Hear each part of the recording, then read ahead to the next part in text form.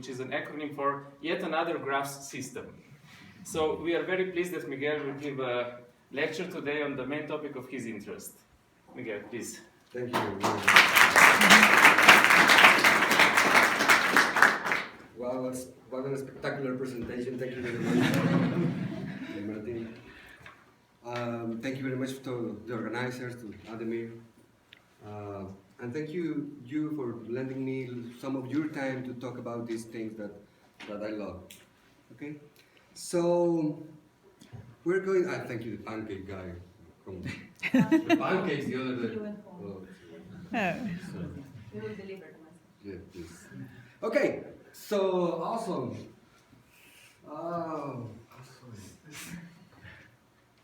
I'll try to convince that this is awesome actually.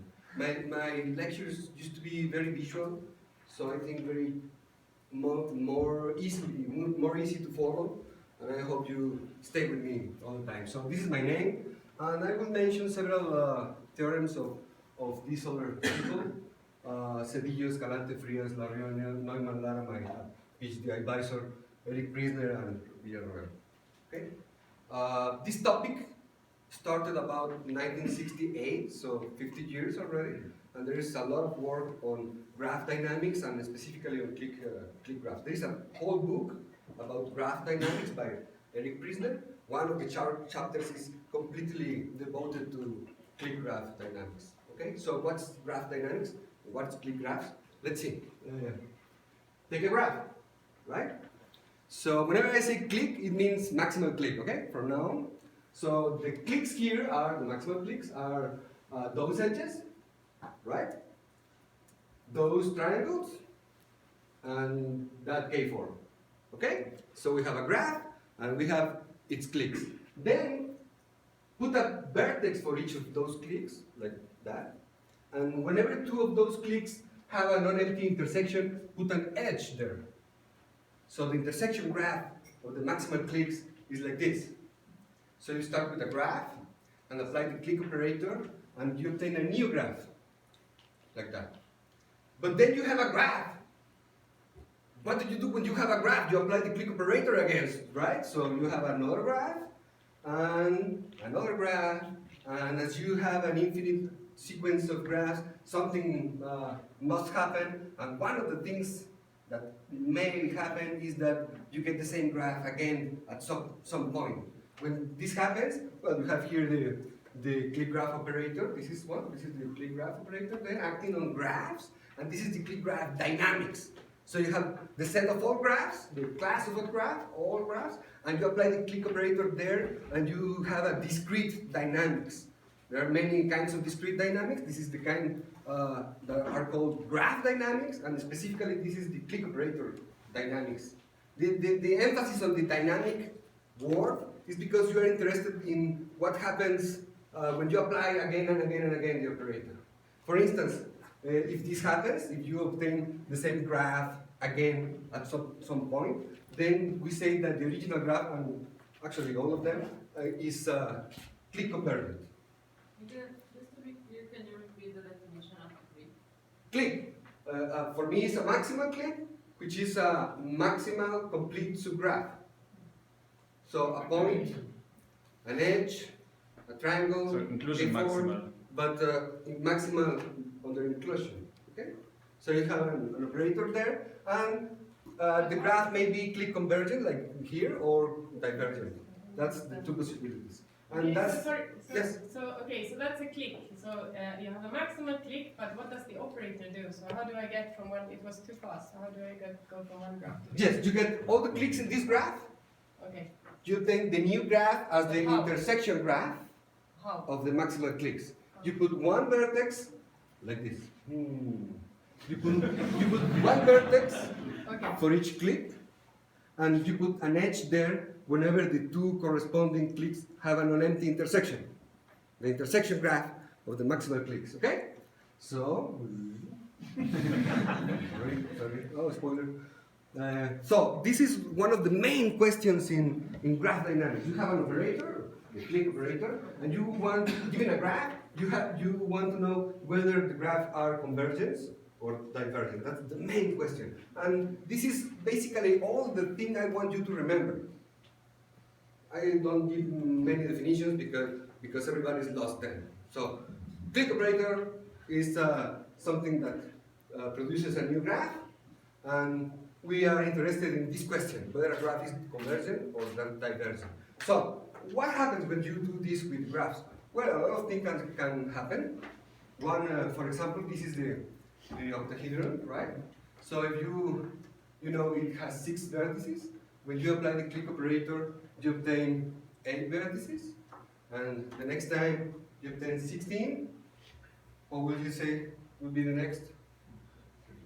32, pues 268. The next one, like 1,000 or something. Well, the next one is this. So these things grow very quickly.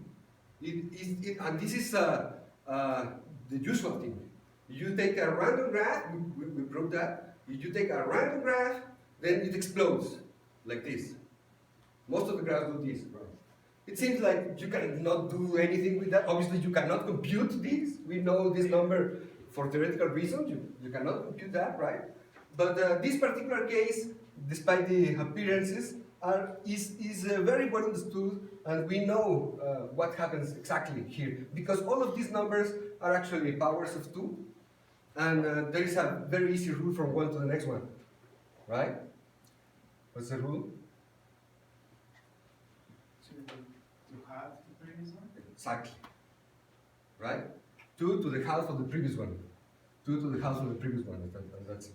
So we know exactly what happens there, that's easy. But there are other examples that explode like this one too, but we don't know what's happening there. This is another example. This is called the 84 to Johnson graph, or the Snoop this phenomenon, or this has several names. And its numbers are like this. You start with 8 vertices there, and then 12, 20, 1,000, and then, we don't know. My computer computed more than 7 billion vertices after 3 months of computing, and then the computer died. The microprocessor died. I had to buy a new one because it was too much. So I didn't try it again. But using the partial result, we estimate that the number of vertices over here will need about 10 to the 22 years to compute. So it's impossible, right? And I don't know, my computer maybe now know if this is divergent, right? In the heaven of computers. Okay. So what else? Well, for instance, if you have simple graphs like this, the clique operator behaves like that, right? Because the cliques are the edges, so you have the same graph, and that's easy. Another easy example is a cube. Again, the cliques are the edges, so it is easy. You obtain that, and if you have triangles here, and if you apply the clique operator again, you obtain the cube back. So if your graph does not have triangles, it is a little bit boring. It can do at most this to change from this to that, and that's it. Because you need triangles to get something interesting with clique graphs. And not only triangles, because there are triangles here. You need several triangles connected to one another to get several things. But most of the graphs have triangles, right? So, what else? For instance, if you have dominated vertices, they tend to disappear when you apply the clique operator, like that. Very, very cute. And if you have a tree, also no triangles, you apply the clique operator, and it also tends to disappear like that. So this is the easy cases, the cases without triangles or with very little triangles. We have also things like this. This is actually an easy example because it is something that is called clique-Kelly. And we know that clique-Kelly graphs are k-square invariant. So you apply the clique operator once and you get that, and you apply it again, you get that, which is the original one. And so it's not very exciting, but it is not very exciting, but it is on the verge of being divergent. It is convergent, but almost anything you do there, it starts to grow. So that's the interesting part, because it sits in the frontier between order and chaos. So you can control something here, right? So what else? Perhaps if we remove these edges, you get a hole there, and you apply the click operator, and you get that, and then that. Still not very exciting, but you maintain the hole, right? The hole there. And if you put a vertex over there, with the correct adjacencies, of course, you get something that we call the cosmic string, because the original graph we call the universe, because we are going to simulate everything there. You will see. Okay, so this is a cosmic string, and other kind of photon with other adjacencies here, we call it a photon. So the photon moves as you apply the click operator, you can see, and it does not interact with cosmic strings because photons do not interact with each other, right? So it just goes to the border. In general, we are not thinking in this particular graph, but in the infinite extension of this. This part over here is just to prevent something we will see later. Or so we are thinking in the infinite version of this, or in the toroidal version of it. So this border is a little bit artificial. It's for computational and demonstrational purposes. But okay, what else? We can put a photon over there and let it go to the hole. What will happen? The hole will filled or what?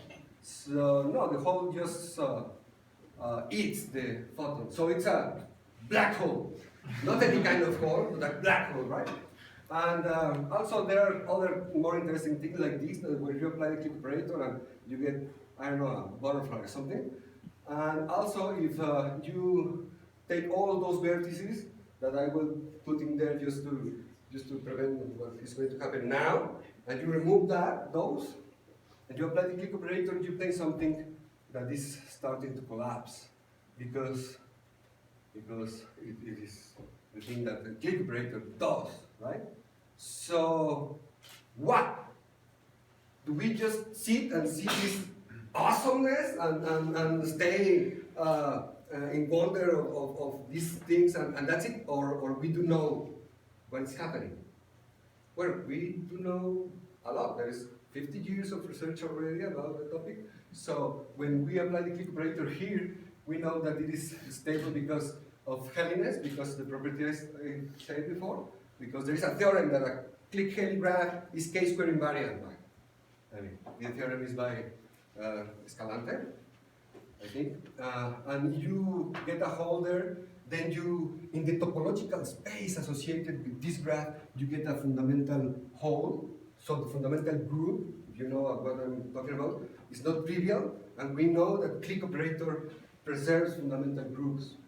So the hole must be there in each of the any iteration, because holes are preserved on the click graph. And also here, we know that happens because of two theories of several theorems about clockwork graphs.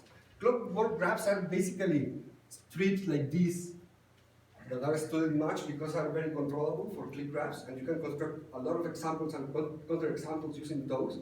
So these strips behave in a very known way, and these photons that move diagonally moves over those clockwork graphs. And also because we introduced there a cut point, that if you have a cut point, a local cut point, I'm sorry, you also have a whole a non-triviality in the fundamental group that must stay there. So you apply that, and because of those things, we know what's happening there. And also with the photon, that's because of the same reasons. And this is the same thing, and we know that the fundamental group is acting here also. And sometimes we don't know what's happening. Just say, "Wow, look at that!" No? Like, the awesomeness of this thing. And when we remove these vertices, we know that this thing collapses because of theorems about dismantlings. Dismantlings are removing dominated vertices from graphs. So So like, oh, I have a lot of time. So this is collapsing, but the whole must stay there, right? Because of the fundamental group is preserved. And besides these techniques and theorems, there are also some, theorems about retractions. You know what a retraction is? It's using topology. Retraction is a morphism in the category you like. It's a morphism that has a pseudo-inverse section, that when you compose this section and then the retraction, you get the identity in the smaller space or topological space or graph. You can do retractions in graph. So you have a smaller graph and a bigger graph, and a morphism from the big one to the smaller one, and an injection from the small one to the bigger one. And if you compose the injection and the projection, you get the identity down there. Well, that's a retraction, and retractions are preserved by clique, the clique operator, for instance. We also have covering maps, which are also very used in topology. A covering map is basically what we do when we have the plane and collapse it into a torus.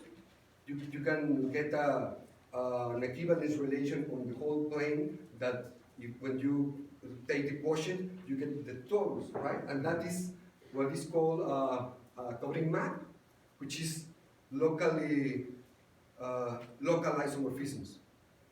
Of course, the plane and the torus are not isomorphic, but locally they are, right? So local isomorphisms are, except for some technicalities, all the same thing. Local isomorphism and covering maps. Yes? So is there some, can I assign colors to these vertices, and what do I get then? Is that also? Yes, you can assign colors, but color theory does not mix well with clique graphs as far as we know. The colors are previously were for demonstration purposes only, and colorability and that kind of stuff doesn't work well here, because you may have a large clique, so large chromatic number, and you apply the clique operator, you get a point. So the chromatic number doesn't seem to play a good role here. Okay, so far, as far as we know. So covering maps are also preserved by the clique operator, and we have something called expansivity and fiber bundles. We have a lot of theories imported from topology, and Kibarian morphism, which are more algebraic things. We sometimes attach groups to the graph that act on them, and if the group is nice, then the group is preserved also on the clique operator. But if you have two graphs with respectively groups acting on them, then your morphisms, you want to preserve the actions on the both sides, and everything is okay. That's expansivity, what I'm talking about. And then everything is preserved on the clique operator. So clique operator preserves a lot of things. And categorical products are preserved also. What are categorical products? Well, if you know, you know. If you don't know, you don't know. Discrete homotopy also. Homotopy in topology has a version in graph theory, which is much simpler in graph theory actually. But also, discrete homotopy has very, very nice properties for us. So if you have two graphs that are discrete homotopic, whatever that means, then you apply the clique operator, and again you get two graphs, different graphs, but one is both of them are discrete homotopic again, and unbounded morphism, and much more. So what kind of techniques do work here? Not colorability so far we know, but topological ideas work very well. Categorical ideas, the category theory works very well in general. Also, some algebraic techniques, action groups of actions, action of groups, that's it. Work well here, and we also, it is not listed here, but we also apply the random, the probabilistic method here to prove that actually any graph taking the random graph is divergent, right? And recently we applied also some logic, first order logic and that kind of stuff, and game theory. And so basically we're like exploring all of mathematics to apply the techniques here, right? So a lot of years in this. So what do you do with something like this? We would like to characterize divergent graphs or convergent graphs, or at least finding an algorithm for that. But that has shown to be very difficult. No attempt has even getting any close to characterizing those things or trying to produce an algorithm. Because how will you do that, an algorithm to decide convergence? You have the graph and you apply the clique operator until what? Until it converges. Okay, but if it doesn't, what do? You apply the clique operator again and again, and when do you stop, right? Well, you stop when the memory fails or when the processor dies, right? And then you stop. So there are no halting conditions for us to produce an algorithm. So what's the next thing you do when something refuses to get characterized? Well, you try to prove that it cannot be characterized, right? You try to prove that there are no algorithm that decides divergence or convergence. Well, that has been difficult too, because, I don't know, because we haven't done that, yes. But we're trying. We have proved several theorems about the difficulty of deciding this problem. We have proven that it is undecidable, but on certain graphs that contain infinite graphs, manageable graphs, quasi-periodic graphs, but infinite, and that's a kind of tricky because usually we don't compute anything with infinite graphs, right? But nice infinite graphs can be computed, and you can compute a lot of things with those. So we have proved that it is undecidable, but on certain classes of graphs that contain infinite graphs, so we are not satisfied, of course. But what we are trying still to do, is to emulate Turing machine or something like that using the clique dynamics, right? And the best thing we have found so far to do that is to try to emulate digital circuits. If you emulate digital circuits, you can construct a computer, right? With very little construction blocks. So we're trying to do that. And we take these clockwork graphs, remember? And you have a photon over there. This over here is different from the middle part because if I remove those, the thing collapses. So again, those things are only to keep the graph like it is. So if you put there a photon, you are not surprised that we can produce that kind of thing. So we have already photons or electrons and cables or optical fibers, right? So we're on the right track. We only need some gates. You know something about electronics. So my studies in bachelor's are important now. We have this structure in particular where you can put a photon there and you can see it move like this. You can put a photon there. You also can see it move like this. But you can put photons on both sides, and then something has to happen, right? You either get the two photons at the end, or only one photon at the end. In this case, you get only one photon at the end. So if you know anything about electronics, this is an OR gate. So we have cables, we have electrons, we have OR gates, and we only need a NOT gate, and that's it. We have a computer. Actually, a computer has a finite memory, so it's not exactly satisfying. We would need a Turing machine, which has an infinite memory, but we would like to do that with a finite graph because we don't want to another class of infinite graphs, right? So we will need a finite graph that is constructing its own tape. A finite graph that is constructing its own tape as it goes, in order for you to compute everything. We haven't gone that far at all. Actually, this is another gadget.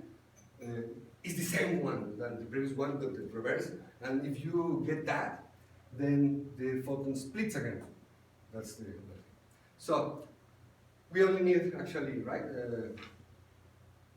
Not gate. I think I have another gadget. Yes, I'm sorry. Another gadget here is this is a spline. You have several cables and you wrap them together. You have a spline. So you have one signal coming from one side and the signal goes out to the other two sides, which is not the behavior of the previous gadget. So you can do it like this, and the photon splits and go in the right direction. And you can do this from any of these directions, and you get the signal going on the other two. So this is a splice. Is the name. Splice. It's useful for constructing circuits, right? And finally, I said several times already that we only need the NOT gate, and we are saying that because it's a nightmare, no? Because we actually prove that there is no NOT gate. The no NOT gate theorem is, we don't have any of that because we have a theorem that says that if you have to suppose there is a NOT gate, okay? We're trying it like a black box. We don't know its composition or anything, but for sure it has an entry point and an exit point, right? So you have a NOT gate there and a photon there. When you apply the clique operator some number of times, you get a 0 as a result of that 1. Okay? We're codifying bits, 0s and 1, using photons. Okay? So you get a 1 here, and the result for that is a 0 there. That's how a NOT gate should work. But this is the other part of the NOT gate that also should work, that if you have a 0 here originally, you then get a 1 over there. So these two things must happen. But you can get this graph from that one just removing the red vertex, right?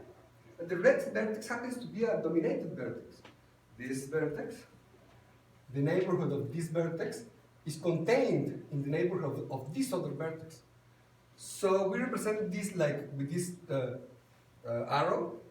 Whenever you can get some graph from another, just removing dominated vertices, it's a very important relation in clique graph theory because it's preserved under the clique operator. And in particular, if this graph can be obtained from this one removing this vertex, then this graph should be also obtained from this one, just removing dominated vertices. And that doesn't seem to be the case, right? Because how do we get this vertex? There are actually several technicalities there because this vertex could be inside of the NOT gate. So the isomorphism there is not the obvious one, but some other weird isomorphism where this red vertex comes from some red vertex inside the NOT gate. Maybe the case, but this is not the case. We prove that this is not the case. So there is no NOT gate. And maybe you are thinking, well, so that means that this should be computable. Well, prove that, and then we talk. But the impossibility of the NOT gate, in general, the impossibility of things have never stopped mathematicians from doing stuff, right? So we produce the NOT gate anyway. How? Well, it's impossible, but we don't have to codify zeros and ones in this way. This is one way to codify zeros and ones. So you can codify those in a different way, right? In particular, we could use dual channels. So a 0 will be a 0, 0. I'm sorry. So a 0 will be a 0, 1. That's a new codification. The new channel is a dual channel, two of those channels. So a 0 will be coded as, will be coded as 0, 1, and a 1 should be coded as 1, 0. Two states, two different codifications, two bits, and that's it. If you have this codification, then the NOT gate is very easy. You just swap the channels and that's it, right? So we have NOT gates now, like this. You have dual channels to represent any signal here. When a 0 is a 0, 1, no photon, yes photon, yes photon, right? Or the other way. And a NOT gate is just, you just twist the channels and that's it, you have a NOT gate. But now, we have to have an OR gate or an AND gate or something. And yes, we can construct an AND gate or an OR gate for the new codification as long as we have one OR gate, which we have, and one AND gate, which we don't have yet.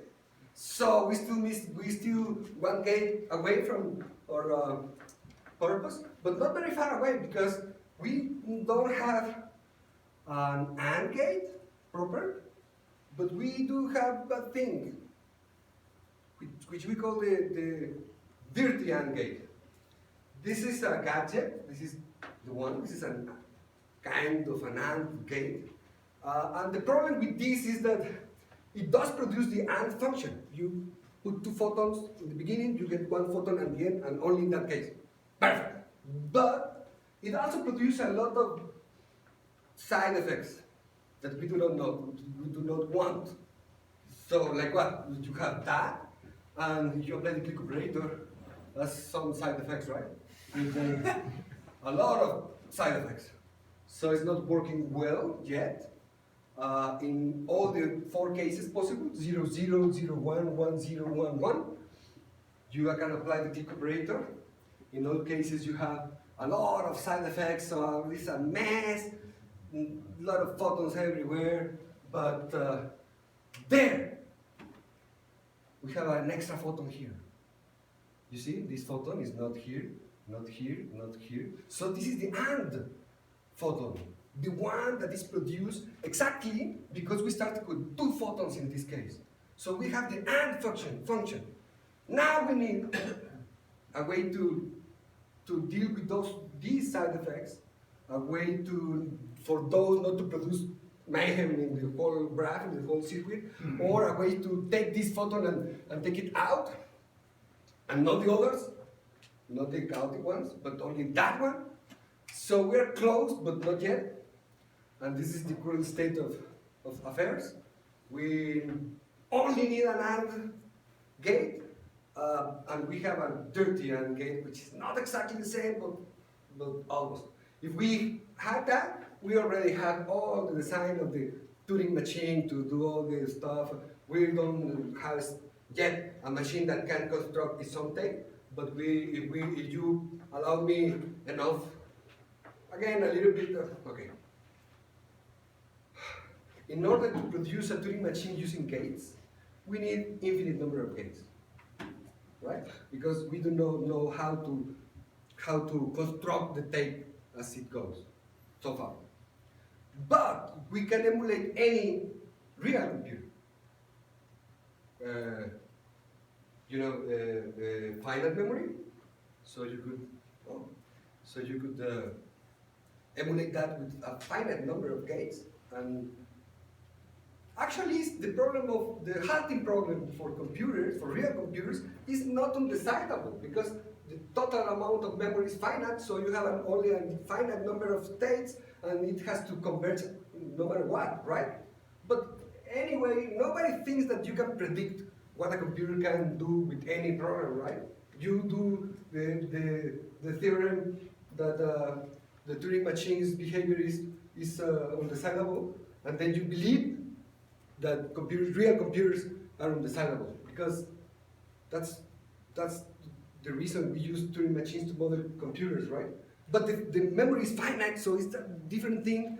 I don't know. We could, if we clean this thing, we could emulate a real computer. So that would mean that that the prediction of the behavior of a graph will be extremely difficult.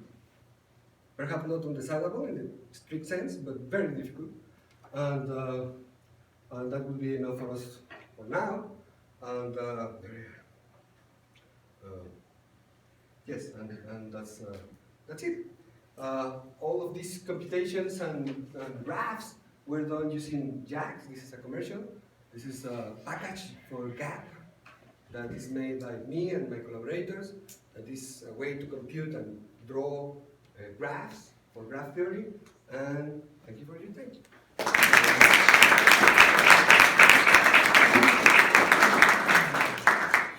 Thank you for this